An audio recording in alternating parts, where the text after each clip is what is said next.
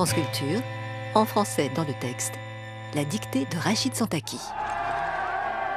Le peuple ne veut pas de la régence, il veut la République. La République, tout de suite, sans attendre. Citoyens, citoyennes, je suis le député Alphonse de Lamartine. Moi aussi, je suis pour la République. Mais on ne change pas de régime par la force, sous peine de faire sombrer le pays entier dans la guerre civile. Il faut étancher le sang qui coule. Il faut suspendre ce malentendu terrible qui existe entre les différentes classes de citoyens et qui nous empêche de nous reconnaître comme un seul peuple. Si vous voulez la paix, il faut commencer par reconnaître la victoire du peuple. Citoyens, nous sommes en train de constituer un gouvernement provisoire à l'hôtel de ville. Vous ne proclamerez rien du tout sans nous. Mais l'ensemble des députés est prêt à négocier avec toute la nation. C'est ensemble que nous devons décider du gouvernement. Alors oui, tous à l'hôtel de ville. Il n'était pas que poète, il était aussi député et très bon orateur, Alphonse de Lamartine, face au peuple de Paris, joué ici par Steve Dreesen, qui exige, ce peuple, la mise en place d'une république. Extrait de Victor Hugo, Ennemi d'État. C'était une mini-série de France Télévisions réalisée par Jean-Marc Moutou. Et c'est l'extrait que Média Portis-Guérin a choisi pour ouvrir cette dictée Rachid Santaki. On se demande un petit peu pourquoi. Pourquoi ? Bonjour Lydia. Pourquoi ? Bonjour Rachid Santaki. À votre avis ? Je crois que c'est l'extrait du texte que je vais vous lire. Non, c'est pas exactement l'extrait du texte, mais c'est un... Ah oui, c'est non, un Lamartine. oui, c'est l'auteur, pardon. Ah ouais, voilà, on a Je commence dévoilé malin, déjà l'auteur, voilà, mais on ne voilà. sait pas encore le texte, que personne n'ait le temps de courir chercher le livre dans sa bibliothèque. Avec nous, deux invités aujourd'hui, deux voix de l'antenne de France Culture qui vous accompagnent pour cette dictée, chers auditeurs, auditrices de France Culture. Caroline Brouet, bonjour. Bonjour Olivia. Productrice des Bonnes Choses tous les dimanches à midi, conseillère des programmes de France Culture, auteur de 3 livres, un roman, un récit, un livre d'entretien. Je me demandais ce qui manquait du coup, quel sera le 4e. Une fois qu'on a fait le roman, le récit et le livre d'entretien, peut-être un recueil de poèmes alors, Oui, ou un essai, mais je crois que ce sera quand même un roman encore. Bon, Ou une fiction, disons. À vos côtés, Chloé Cambrelin. Bonjour Chloé. Bonjour. Productrice des Matins du Samedi. Et alors violoniste, j'ai découvert ça en cherchant des choses sur vous, c'est génial. Non, violoniste, je dirais pas violoniste. Violoniste a du fait dimanche. du violon pendant longtemps. Violoniste du dimanche. N'en fait plus trop malheureusement. Voilà, avec une passion pour le concerto pour violon de Tchaïkovski. Vous saviez c'est ça, vrai. Caroline, Mais non, de ça, Chloé c'est vrai. Ouais. Je savais quand même que Chloé aimait beaucoup la musique classique et en particulier le violon, mais maintenant je comprends mieux pourquoi aussi. Aime-t-elle la littérature aussi ? Oui. Aime-t-elle lire ? Bien sûr. Aimait-elle la dictée quand elle était petite ? Non, Non. on va le dire tout de suite, non, Ah, pas elle du tout. apprécie- elle C'était vraiment apprécie. pas ce que je préférais. Et vous, Caroline Brouet, c'était un exercice qui vous plaisait ? Vous étiez à l'aise ? J'adore la dictée, moi. Ça m'amuse énormément. C'est pour ça que je dis oui à votre invitation. Hein, parce que je ne suis pas maso comme Chloé. Mais moi, j'aimais beaucoup la dictée. Mais vous avez dit Beaucoup. j'adore, là c'est un temps présent, c'est vous pratiquez encore ? Non, c'est parce que là, je suis là avec vous, donc je mets tout au présent, en l'occurrence. Mais quand j'étais petite, et je crois que ça fait très longtemps que je n'ai pas fait de dictée, à vrai dire, même si de temps en temps, je m'essaye avec mes filles, pour voir si je n'ai pas perdu la main. Alors, j'aimais beaucoup cet exercice. Mais à la place de Rachid Santaki, quand c'est avec les enfants, généralement on fait la dictée et c'est toujours plus facile. Là aujourd'hui, vous allez devoir prendre note. Devoir, non, vous avez choisi 2. Alors quel sera le texte aujourd'hui à l'honneur, Rachid Santaki, pour cette dictée ? Aujourd'hui, j'ai donc choisi Voyage en Orient, d'Alphonse de Lamartine. Le texte est assez accessible, vous devriez passer un bon moment normalement. Vous me confirmez bien. Non, c'est un beau texte et pas de difficulté, pas de piège monumental. Après, il faut retrouver toujours un peu sa syntaxe et l'orthographe des mots. Lamartine, donc, figure politique, on l'entendait dans cet extrait, et figure littéraire aussi, grand poète du 19e, qui a voyagé et découvert et rendu compte de ce voyage en Orient, comme va le souligner ce texte où il fait un crochet, alors non par la Syrie, ici par le Liban. Comment ça va se passer ? Rachid Santaki va faire une première lecture pour que vous vous mettiez le texte dans l'oreille. Une seconde lecture pour que tout le monde puisse noter, prendre le temps de noter cette dictée, ces mots, puis une troisième lecture corrective qu'on va réaliser ensemble, avec vous surtout, Chloé et Caroline, pour voir où sont peut-être les points de difficulté de cette dictée, là où des questions se sont posées pour vous, et tenter de répondre à vos questions, d'éclairer un peu ces points de difficulté de la dictée. Et je vous laisse la parole tout de suite, Rachid. Merci Olivia. Donc je vais effectuer cette première lecture. Je vois avec des visages assombris. Attentifs, très bien. Concentré. Donc c'est la première lecture et je vous souhaite une très bonne dictée à toutes et à tous. Ces montagnes ne s'élèvent pas d'un seul jet. Elles commencent par d'énormes collines semblables à des blocs immenses, les uns arrondis, les autres presque carrés. Un peu de végétation couvre les sommets de ces collines. Fin de la dictée pour les écoliers. Et chacune d'elles porte ou un monastère ou un village qui réfléchit la lueur du soleil et attire les regards. Les pans des collines brillent comme de l'or. Ce sont des murailles de grès jaunâtre, concassées par les tremblements de terre et dont chaque parcelle réfléchit d'art de la lumière. Au-dessus de ces premiers monticules, les degrés du Liban s'élargissent. Il y a des plateaux d'une ou deux lieues, plateaux inégaux, creusés, sillonnés, labourés de ravins, de lits profonds, des torrents, de gorges obscures où le regard se perd. Point final. C'est un très beau texte, déjà. Et texte accessible ? On verra. Très bien. Allez, tout le monde prend son stylo, réajuste sa feuille. Vous avez le droit de nous interrompre, d'interrompre Rachid si ça va trop vite, si vous avez mal compris. C'est un peu parfois les difficultés du masque qu'on s'astreint à porter encore tous en studio aujourd'hui. Donc s'il y a un contresens, une mauvaise entente d'un mot, n'hésitez pas à faire répéter pour vous-même et pour les auditeurs de France Culture. Rachid, à vous. Merci Olivia. Ces montagnes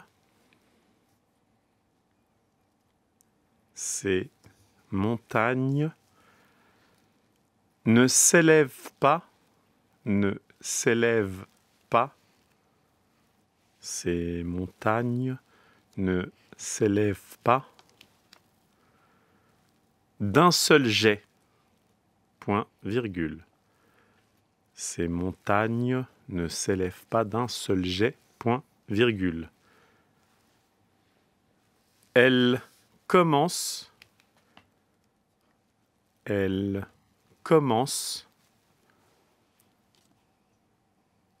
par d'énormes collines. Elles commencent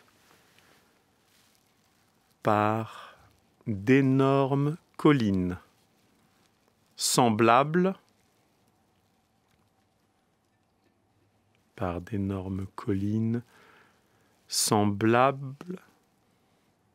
je vais faire la liaison, semblables à des blocs immenses. La triche. Semblables. Non, si Rachid ne fait pas les liaisons, on se fait... immenses, virgule, effectivement. Ouais. Nous recevons des plaintes de nos auditrices et auditeurs. Je répète, ces montagnes ne s'élèvent pas d'un seul jet, point, virgule. Elles commencent par d'énormes collines semblables à des blocs immenses, virgule. Les uns arrondis, virgule. Les uns arrondis, virgule. Les autres presque carrés, deux points. Les uns arrondis, virgule. Les autres presque carrés, deux points. Un peu de végétation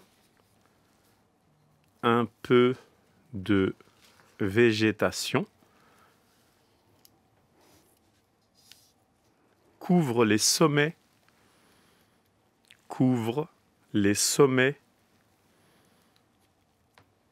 de ces collines, virgule.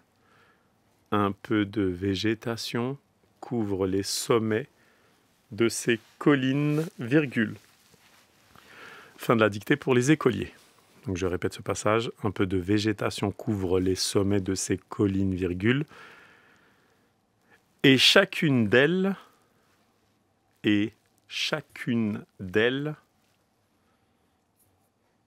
et chacune d'elles porte, et chacune d'elles porte, ou un monastère ou un village, ou un monastère ou un village, virgule. Et chacune d'elles porte ou un monastère ou un village, virgule,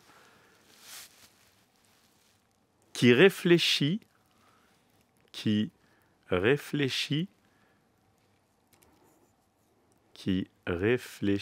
lueur du soleil, qui réfléchit la lueur du soleil et attire les regards, point.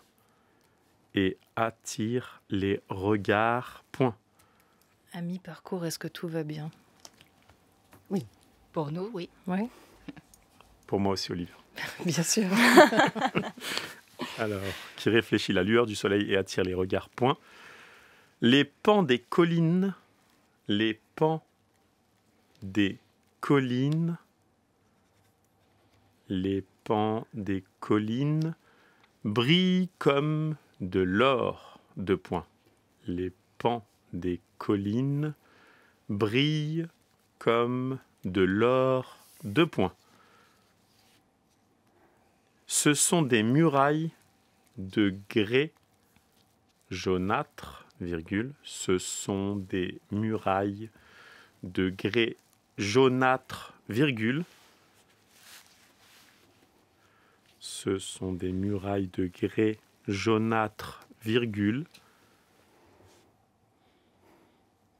Concassées,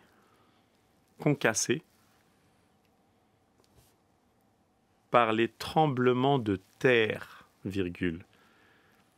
Concassées par les tremblements de terre, virgule.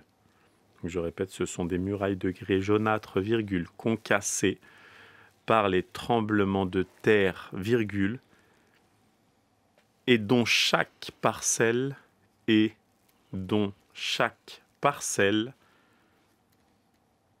et darde, et dont chaque parcelle réfléchit et darde la lumière, point. Et dont chaque parcelle réfléchit et darde la lumière, point. Au-dessus de ces premiers monticules, virgule, au-dessus de ces premiers monticules, virgule, au-dessus de ces premiers monticules, virgule, les degrés du Liban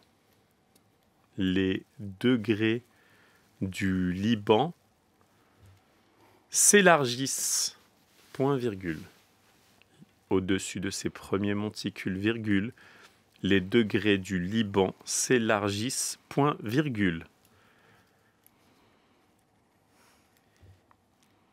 Il y a des plateaux, d'une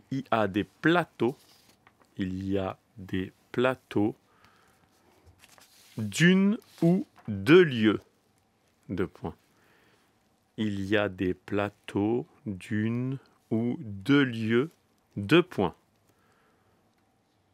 Je répète le début de cette phrase. Au-dessus de ces premiers monticules, virgule, les degrés du Liban s'élargissent, point virgule. Il y a des plateaux d'une ou deux lieues, deux points. Plateaux inégaux, virgule. Plateaux inégaux, virgule. Plateaux inégaux, virgule. Creusés, virgule. Plateaux inégaux, virgule. Creusés, virgule. Sillonnés, virgule. Plateaux inégaux, virgule. Creusés, virgule. Sillonnés, virgule. Labourés de ravins, virgule. Labourés de ravins, virgule. Plateaux inégaux, virgule. Creusés, virgule. Sillonnés, virgule. Labourés de ravins, virgule. De lits profonds des torrents, virgule. De lits profonds des torrents, virgule, de lits profonds des torrents, virgule, de gorges obscures, de gorges obscures, de lits profonds des torrents, virgule, de gorges obscures, où le regard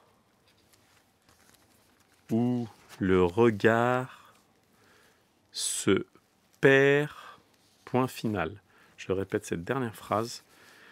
Plateaux inégaux, virgule, creusés, virgule, sillonnés, virgule, labourés de ravins, virgule, de lits profonds des torrents, virgule, de gorges obscures, où le regard se perd, point final.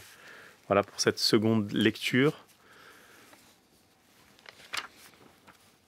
Souhaitez-vous une troisième lecture rapide pour pouvoir vérifier vos oublis? Ça va, vous êtes allé très lentement. Lentement, très bien. Ouais, très bien à suivre. Chloé, peut-être Non, ça va, je me relis. Enfin, j'essaye. Et pour nos auditeurs, pareil, on peut discutailler un peu de votre semaine, Rachid Santaki, pendant ce temps. Comment ça s'est passé? Ça permet à chacun de relire. Et vous rappelez quand même que l'intégralité de la dictée est à retrouver à la page de la dictée ou dans France et dans le texte sur franceculture.fr avec des indications de correction notées pour vous par Rachid Santaki. On va commencer ensemble et vous nous arrêtez quand vous avez une question. Ces montagnes ne s'élèvent pas d'un seul jet. Alors, Chloé, vous êtes partie sur un possessif, un démonstratif. Sur un C. Avec un C, un CES, montagne, ne s'élève pas d'un seul jet. Jet, Caroline. Alors, Caroline me reprend tout le temps parce que j'ai un problème avec les jets, les G, les... Avec les E accent aigu. Exactement, les graves, les ET, les AIS. Alors ça, ça fait partie de mes points faibles. Mais moi, j'ai une faute, hein. Je dois vous le dire. Sur le C montagne. Ouais. Mais j'allais dire, c'est difficile de commencer un texte dont on ne connaît pas le contexte et l'environnement. J'ai beaucoup hésité et je me suis demandé si c'était les montagnes qu'on voyait, donc c'est démonstratif, ou si c'était les montagnes du pays dont on parle. Et du coup, j'ai mis SES parce que j'ai pensé que c'était les montagnes du Liban. D'accord. Et donc les montagnes de ce pays, donc ces montagnes. Voilà.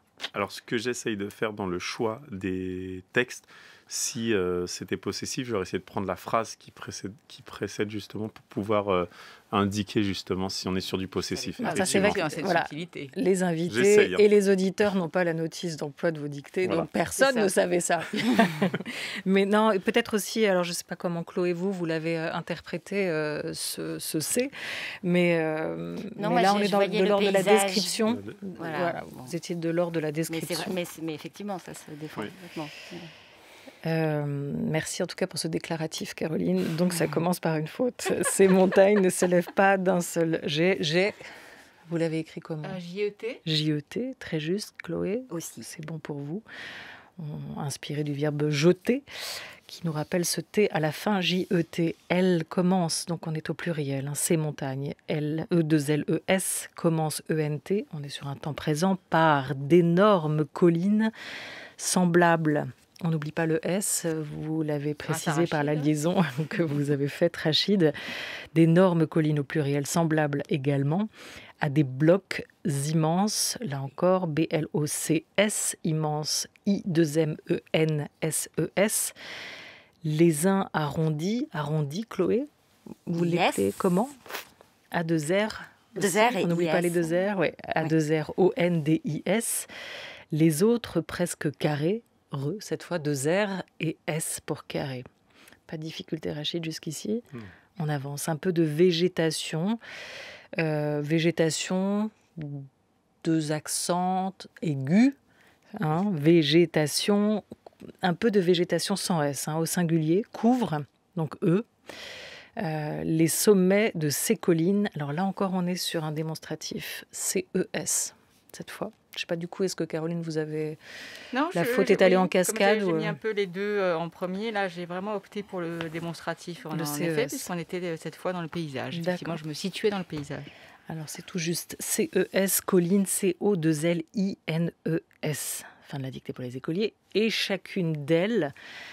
Alors, chacune au féminin singulier, C-H-A-C-U-N-E, d'elle, D'-E, 2-L-E-S en revanche, puisqu'on parle des collines, porte Caroline? Singulier. Au singulier, P-O-R-T-E, ou un monastère ou un village. Pas de difficulté, si ce n'est que le ou s'écrit bien O-U et sans accent. On n'est pas sur une indication de lieu, mais sur une alternative qui réfléchit, comme le verbe réfléchir pour penser, mais là c'est la lueur qui est réfléchie, donc IT à la fin, la lueur du soleil, et attire, A-D-T-I-R-E, les regards. Alors les pans, on y va, je vous laisse prendre le relais, Rachid. Alors les pans, c'est simple. P-A-N-S. Très bien. Les pans des Chloé collines. aussi. Donc brille comme de l'or, brille au pluriel, E-N-T. Alors pan, il y avait des homonymes possibles quand même, on aurait pu se tromper, on avait le droit. Bon, avec le pan, l'animal. Petit animal, par exemple. Ouais, pan, Ouais. l'interjection. Ouais. Mais bon, ben voilà, vous avez eu tout juste. P-A-N avec un S, oui. Donc brille comme de l'or. L'or, c'est simple, c'est jamais. L'apostrophe O-R. Ouais. Oui. Alors là, Regardez je ne vois les pas yeux ce que vous... écarquillés. Oui, parce que je ne vois pas à quoi vous pensiez d'autre. Non, mais bon, ça aurait été plus les écoliers qui auraient pu se tromper. Ah, bon, par exemple, c'est de ne pas jamais. mettre la... Le LOR, L'apostrophe. L-O-R-S, Mhm, d'accord. voilà. Ce sont donc... Ce sont des murailles de grès jaunâtre. Et alors là, ça se complique. C'est là que ça se complique. Ça se complique. Ah, le jaunâtre, il fait peur. Hein, Et grès, j'ai l'impression. peut-être. Déjà, Grès, c'est pas évident. D'accord. Vas-y, Alors. Chloé. Alors, à ne pas confondre avec... G-R-E, accent grave S. Exactement. Parfait. C'est bon. Très bien. À ne pas confondre du coup avec le bon gré, bon gré Bon gré, malgré. malgré. Ouais, G-R-E, accent aigu. exactement. Donc G-R-E-S Voilà. Et je au rappelle... singulier hein, aussi. Donc, c'est le gré en fait avec un S. Le grès avec Oui, un S. grès. Le grès Matériau, avec un S. oui. La définition, donc, c'est roche sédimentaire dure formée de sable dont les grains sont unis par un ciment. Le mot grès dériverait du bas latin grecius, gressum, du haut allemand gries, grios, de l'ancien bas francique griot, ou de l'allemand moderne gries, qui signifie sable et gravier. Voilà. Ah, mais Chloé me le disait en entrant dans le studio, hein. Très bien. Absolument. Et alors ce jaunâtre, à Chloé du coup, puisque vous avez laissé Caroline aller Eh sur bien, jaunâtre. Donc, moi, je me suis dit que c'était le grès qui était jaunâtre Exactement. et pas les murailles. Voilà. Donc, au singulier. Très bien. Et un accent circonflexe sur le A. Parfait. pour ce suffixe âtre hein, qui prend toujours un accent circonflexe qui vient du latin, hein, Rachid. Aster, astrum, ce suffixe qui peut exprimer l'approximation qui ici évoque sur la couleur, cette idée d'un jaune un peu terne qui tire sur le jaune pour cette couleur du grès telle qu'elle est indiquée ici par Lamartine, extrait de ce texte Voyage en Orient, son livre publié en 1835. Concassés, ce sont des murailles de grès jaune concassées par les tremblements de la terre. Concassées, Caroline ? J'ai pensé que c'était les murailles cette fois. Très bien. Donc C-O-N-C-A-2-S-E-E-S. Exactement. Bah moi j'ai pensé que c'était le grès. J'avais mis ES au début, j'ai barré. Bon bah voilà. Vous êtes à égalité pour l'instant. Je croyais que vous ne comptiez pas les points et les fautes. Non, moi j'aime bien C'était les pas un mettre en concours. compétition. Vous n'y arriverez Voilà, pas. on vous a attrapé Cette cette fois, semaine, c'est moi Rachid le Saint-Pékin. méchant. Concassé et ES, effectivement, pour les murailles, par les tremblements. T-R-E-M. M, parce qu'on précède un B hein, ou un P, c'est le M. T-R-E-M-B-L-E. M-E-N-T-S, donc voilà, pour tremblement de terre, sans S, T-E-2-R-E, et dont chaque parcelle, P-A-R-C, C-E-2-L-E. E-2-L-E, réfléchit, encore ce verbe réfléchir, et darde, autre réflexion de la lumière. Comment vous l'écrivez, ce mot ? D-A-R-D-E. Tout simplement, du Surtout, verbe darder. Surtout au singulier, hein. C'est toujours chaque parcelle au singulier. Exactement. Effectivement. Chloé, c'est bon pour Oui, vous bah aussi. c'est bon. Oui. Au-dessus, on n'oublie pas le trait d'union entre haut et dessus, de ces premiers monticules, premier avec un S, pour monticule qui est au pluriel, alors c'est de nouveau Caroline, C-E-S, de Oui. ces premiers monticules, pas de difficulté. Comme ça se prononce, Ouais. vous savez, comme on le dit parfois. On botte en touche, on s'en est trop. Oh, il n'y a pas de difficulté, M-O-N-T-I-C-U-L-E-S. les degrés... Enfin, il n'y a pas de difficulté, mais on a le droit quand même d'avoir fait une faute. Oui. Non, tout va bien. Ça va. En l'occurrence, il n'y en a pas. Bon, les degrés D, E, G, R et S du Liban s'élargissent de S, E, N, T, puisque ce sont les degrés du Liban. Il y a des plateaux E-A-U-X pour ce pluriel, d'une ou deux lieux. Alors là, il y a quand même une indication. Comment vous avez écrit lieu, Chloé? Alors, je ne suis pas du tout sûre de moi. J'ai mis L-I-E-U. Pourquoi Caroline écrit pendant ce temps? Non, je rayais mon degré. Vous avez fait le haut choix? Ouais, je rayais mon degré au-dessus de mon degré, parce que en entendant Rachid le dire plusieurs fois, il y avait quand même un degré qui sortait. Ah. Et quand je ne comprenais pas très bien les degrés du Liban qui s'élargissent, je l'ai écrit 2 fois. Sachant que c'était quand même le degré en un seul mot qui marchait, mais le degré, voilà. Donc parfois j'ai besoin d'écrire. Non, mais c'est vrai que c'est pas le gré pour le coup, mais c'est pas le degré gré, comme de la température. Degré. Ouais. Là, vous voyez, Olivia, que c'est important de voir les accents. Exactement. Alors on en était au lieu. Voilà. Alors lieu, donc L-I-E-U-E-S. Très bien. Tout juste. Très bien, ouais. Et l'indication, c'est juste que lieu, c'est une mesure de distance, une ancienne mesure de distance. Et non pas un lieu, c'est la lieu. Alors c'est au féminin. Pour ces lieux, qu'est-ce qu'on peut ajouter? Non, pas de difficulté sinon. Une ou deux lieux, donc au pluriel, pour aller, puisqu'on est dans le numéraire. Plateaux inégaux. Ça va, je crois qu'avec la liaison, on sait qu'on met un X à plateau, un X à inégaux par la suite. A-U-X, pas E-A-U-X, creuser avec un S encore, sillonner, S-I-2-L-O-2-N-E-S, labourer de ravin, Tout au pluriel. Au pluriel labourer encore. Labourer comme ravin. Exactement. C'est pas A-I ou E-I, c'est I-N. I-N, I-N-S, de lit, au pluriel toujours, profond avec un S, des torrents, Chloé? Torrent, au pluriel et 2 R. Oui. Et un A ou un E? Un E. C'est pas si évident. Non, c'est vrai, un E. Je laisse finir, Rachid. Donc, des torrents, virgule, de gorges obscures où le regard se perd, point, donc gorge obscure, obscure le E, évidemment, puisqu'on est sur du féminin, où le regard se perd, donc le ou, avec l'accent, effectivement, grave. Et je crois que nous n'avons plus de difficultés. Non, pas tant que ça, finalement, sur cette difficulté qui est sur la thématique du voyage, un peu de géologie quand même, avec ces murailles de grès. Mais, et peut-être vous feriez moins les liaisons. Vous ne seriez pas aussi perfectionniste dans votre prononciation, on aurait eu un peu plus de difficultés, parce que c'était beaucoup dans les pluriels, en fait, que ça se jouait aussi sur cette dictée. Lamartine, c'est une langue que vous aimez toutes les deux? Chloé Cambrelin, Caroline Brouet? Oui, en tout cas, ce texte, je le trouve très beau. Et j'aime bien l'usage des virgules et des points-virgules. Voilà. En fait, il n'y a pas beaucoup de points, finalement. C'est beaucoup des points-virgules. C'est pas toujours facile à utiliser, le point-virgule. Mais moi, j'aime bien cette ponctuation. Oui. Surtout qu'en radio, on utilise énormément les 3 petits points. Oui. Beaucoup plus que tout le reste. Pourquoi d'ailleurs? Pour s'obliger à ne pas parler trop vite. En tout cas, en ce qui me concerne. Oui, c'est une façon de... Une césure. De marquer les respirations, les pauses. Ouais. Moi, j'ai énormément d'usages différents des 3 points. Il y a effectivement la pause. Et puis, il y a aussi les 3 points au début d'une phrase qui signifient pour moi, il faut que tu dises des choses avant de dire ce que tu vas dire après. Et donc, il y a beaucoup de choses qui vont être dites improvisées avant de poser la question, que je n'écris d'ailleurs pas en plus, mais disons que l'axe de la question sera écrite. Et parfois, il y a des petits points après. Donc, c'est une phrase qui ne ressemble à rien de ce qui devrait être en français. Vous écrivez beaucoup toutes les deux encore. Chloé?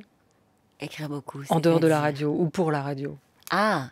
Parce qu'on a toujours tendance à penser qu'on est dans un média de l'oralité, mais il y a quand même aussi une pratique de l'écriture qui continue, non? Moi, j'écris beaucoup pour préparer les interviews. Et contrairement peut-être à Caroline, j'écris beaucoup les questions quitte à finalement les modifier ou les oublier ou en poser dès qu'ils n'étaient pas écrites. Mais j'en écris quand même beaucoup. Après, en dehors, non, moi je n'ai ni essai, ni roman à mon actif. Parce qu'il n'y a pas d'envie? Ou c'est sur la question de l'écriture? Parce que pas capable de faire ça. Est-ce qu'il y a un complexe, Caroline Bru, des gens de radio, d'aller vers l'écriture plus en longueur, une écriture plus formelle aussi? Parce que c'est vrai que la facilité ou le principe de l'écriture de radio, c'est qu'on essaye d'écrire comme on parle pour pouvoir formuler, rendre intelligible aussi le propos. Est-ce qu'il y a peut-être ce complexe qu'il faut savoir dépasser quand on veut s'atteler à quelque chose plus en longueur? En ce qui me concerne, je ne l'ai pas posé comme ça, en termes de complexe de la radio, ni en termes de capacité, parce que c'est vrai que sinon on ne le fait vraiment pas. Donc après, ça a été, dans mon cas, en tous les cas pour le roman, parce que c'est un exercice particulier, une envie vitale, enfin c'était un besoin même. Donc je pense que là, c'est vraiment pas de l'ordre ni du rapport à la radio ou à l'écriture orale. Après, c'est difficile d'écrire quand on a l'habitude justement de parler, ou parfois quand on fait des chroniques, d'écrire oralement, d'écrire pour un texte qui va être amené à être... à voix haute. Oui, non, mais là, vraiment d'écrire dans un texte qui va être amené à être un livre. Enfin, donc là, c'est une écriture totalement différente. Donc c'est plutôt le rapport à la langue qui change, la parole ou l'écrit étant quand même encore très très différentes l'une de l'autre, quoi. On dit oui, Rachid. Non, je pensais aussi, ce qui est intéressant, c'est que finalement l'écriture, c'est faire lire ou faire entendre sa voix sur un texte. Donc il y a quand même cette oralité. Quand on réussit, quand on commence à s'amuser avec l'écriture, le lecteur en fait nous entend parler. Logiquement, on lui raconte une histoire. Donc il y a quand même cette idée aussi. Et je pense que la radio, finalement, on se rend pas compte de la partie, tout le travail d'écriture, mais il y a une passerelle entre justement la littérature, enfin la voix et la littérature. Oui, sûrement. Après, la différence fondamentale, en tout cas, alors c'est moins vrai pour les personnes qui font des chroniques, mais dans l'exercice de l'interview, on ne crée rien. Oui. Alors que quand on écrit un roman, quand même, c'est quand même ça la grosse différence, quoi.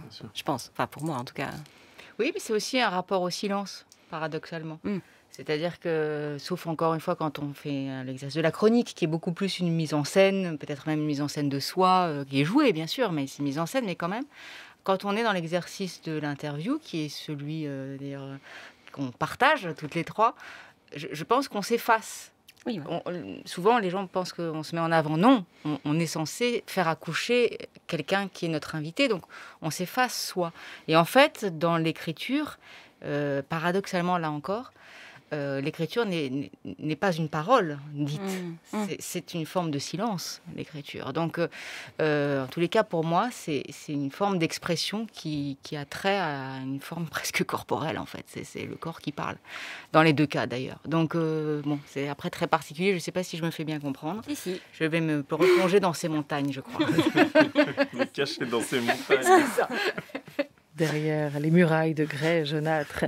Les auditeurs de France Culture, ils sont très attentifs au bien parler sur notre antenne. Et ils ont raison, mais c'est vrai que ça fait aussi des décennies qu'on dit le français, la langue française en danger, que c'est une langue presque morte pour certains, qui se délabre aussi à vitesse grand V.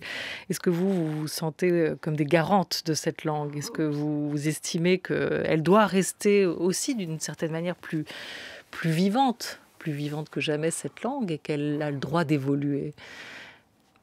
Oui, moi je pense qu'elle a tout à fait le droit d'évoluer, mais qu'on a un certain nombre de règles à respecter, et qui sont de très belles règles qui font notre langue aussi magnifique qu'on le pense et qu'on le vit et qu'on la dit d'ailleurs tous les jours. Donc ce n'est pas une réponse de Normand que je fais là, mais c'est toujours essayer de trouver un compromis entre des voix extrêmes. Je pense qu'il ne faut pas rester figé dans un temps qu'il ne serait plus. Je pense que des nouveaux mots sont des mots fantastiques et qu'on en voit apparaître tous les jours. Mais peut-être je suis un peu plus dure justement avec la syntaxe syntaxe, avec la grammaire, avec l'orthographe, qui a tendance peut-être à se perdre. Alors, on peut avoir un amour pour le point-virgule. C'est vrai que le point-virgule se perd complètement. C'est dommage. D'ailleurs, ça évite de mettre des majuscules après les points, de mettre un point-virgule. Mais non, justement pour faire à mon tour la maîtresse, bien que vous ne l'ayez pas fait du tout, Olivia, mais j'entends beaucoup, et là je vous ai entendu tous les deux le dire, vous avez dit on va faire une première lecture, une seconde lecture et une troisième lecture. Ah mince. Et le nombre d'auditeurs, moi j'en ai eu qui m'ont repris en disant c'est la deuxième et la troisième. C'est pas second, c'est deuxième s'il y en a un troisième. Je me permets de le dire avant que les auditeurs et les auditrices ne nous reprennent tous ici. C'est parce que quand on fait la seconde, on pense qu'il n'y aura jamais de troisième. Donc... En fait, il y en a une troisième. Oui. Les grands auteurs qui vous ont porté aussi, c'est important parce que cette émission s'appelle En français dans le texte et on tente de renouer aussi avec le plaisir de ces classiques, à la fois à travers l'exercice de la dictée avec Rachid et dans celui de ces textes qu'on analyse. Aujourd'hui, c'était Marivaux à l'honneur pour cette dictée-là, pour ce texte-là étudié avant la dictée de Lamartine. Les grands auteurs qui vous ont porté, des classiques que vous aimez lire ou relire. Dans un grand entretien consacré à Zadig récemment, Emmanuel Macron nous disait que pour lui, le chef-d'œuvre, c'est Le Rouge et le Noir. Moi, Le Rouge et le Noir, je l'ai lu quand j'étais collégienne, je crois, parce que c'était collégienne ou lycéenne. Je crois que c'était encore collégienne. Et je m'étais ennuyée très profondément. Et je crois que... j'ai toujours eu du mal à le reprendre parce que j'avais ce souvenir-là d'une lecture scolaire, ce qui me conduit à dire attention aux lectures scolaires, aux lectures dites obligées. Quand on est en classe, on doit suivre un programme. Je pense qu'il faut vraiment laisser les enfants aller, donner des listes peut-être de 50 livres, mais laisser les enfants aller vers ce qu'ils veulent avant tout lire et ne pas leur dire vous aurez 5 livres à lire cette année. Dont ceux-là, parce qu'ils sont considérés comme des classiques et qu'il faut les avoir lus une fois dans sa vie. Voilà. Mais ça, c'est pour Le Rouge et le Noir. Mais, ne pas hésiter à se saisir ou à se ressaisir d'ailleurs de classiques qui auraient pu... C'est vrai que Le Rouge et le Noir, je pense que je l'ai lu au lycée. Ça m'a effectivement pas bouleversée à ce moment-là. En revanche, La Chartreuse de Parme, que j'ai lu à l'université, et pour le coup en travaillant beaucoup plus le texte, là, ça m'a vraiment beaucoup plus touchée et beaucoup plus intéressée. Peut-être justement parce qu'il y avait un gros travail sur le texte avec. Donc, malgré tout, il y a des textes qui méritent aussi qu'on s'y arrête, en tout cas. Mais comment et à quel moment? Et puis, on n'est pas tous, je pense, on n'a pas tous le même rythme aussi à ce niveau-là. Il y a des textes qui peuvent toucher certains élèves de 15-16 ans. Et pas d'autres, et bon, ça dépend aussi, vraiment. Mais non. Oui, c'est une histoire de partage aussi et d'approche. Oui. Du coup, avec des collégiens, j'ai un exercice qui s'appelle Revisiter classique. Et donc, du coup, c'est d'actualiser des classiques. Et du coup, l'approche est complètement différente. On retourne vers l'histoire avec un autre regard. Donc, effectivement, quand c'est imposé, c'est une simple liste. Oui, c'est pas le même rapport qu'avec quand on palpe justement l'histoire, les personnages. Oui, et puis c'est effectivement après ce que le professeur ou la professeure en fait. C'est-à-dire, moi je me souviens de lecture de L'étranger de Camus à plusieurs âges de ma scolarité et de mes études de lettres ensuite, avec une première lecture qui est extrêmement psychologisante et de l'histoire, du rapport entre la biographie de Camus et le texte. Enfin, il y avait énormément de choses qui étaient plutôt de l'ordre oui, vraiment de la biographie en fait, autour de l'histoire. Et puis arrivé en, je sais plus, je crois que c'était en licence, à l'époque, c'était encore aujourd'hui on dit licence, de lettres, où j'avais un professeur que j'adorais, mais qui avait une lecture totalement déconstructionniste, je ne sais pas si c'est très français ce que je dis là, de l'œuvre, et structuraliste, c'était barthésien en fait, c'est-à-dire qu'il avait une lecture qui nous obligeait à relire le texte pour le texte, c'est-à-dire ce que disait le texte en effaçant toute dimension psychologique. Et en fait, vous redécouvrez le texte différemment. Je ne dis pas que l'une était mieux que l'autre, mais donc ça nous donne aussi la façon dont certains professeurs peuvent nous donner à aimer les textes et à transmettre aussi aux élèves ce plaisir du texte. Ouais, j'ai une anecdote assez récente.